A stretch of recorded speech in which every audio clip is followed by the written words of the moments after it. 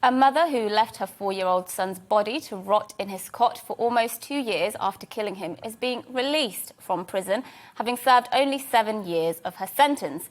Amanda Hutton was sentenced to 15 years in 2013 for a host of child neglect charges and 1 count of manslaughter. Her son, Hamza, was found dead in his cot after dying of malnutrition.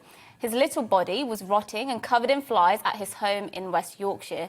The 4-year-old had been starved so severely that when he was found, he was wearing a baby grow made for a 6-month-old baby. And here's the other tragedy. Despite Sutton having 5 other children living at her home in filthy conditions, despite her children being known to a raft of agencies, including the police and social services, despite the child's own father reporting the mother to the police years before the incident, none of the children were officially registered as at risk by social services. Now, let me first say this. I do not think anyone ever convicted of killing a child, whether that's through neglect or through a deliberate act of evil, should ever, and I mean ever, be released from prison. In my ideal world, every single child killer would die in jail. I'm not concerned with how much it costs the taxpayer. I'm not concerned about the philosophical arguments about redemption. I want child killers locked up for life. That's a position I choose to take, and it's a moral hill I'm willing to die on. But we don't live in my ideal world. We unfortunately live in a world where parents who starve their babies to death can walk out of jail in a matter of years.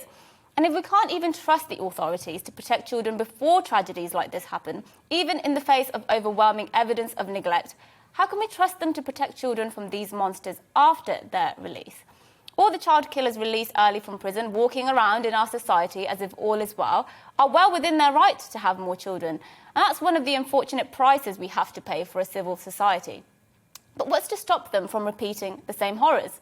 If we live in a system where the child of someone known to be a danger can be dead in a cot for 2 whole years without a single person in authority giving a damn, then that system is broken beyond repair. The way we deal with child killers in this country is a tragedy. The way we abandon innocent children to monsters is a national embarrassment.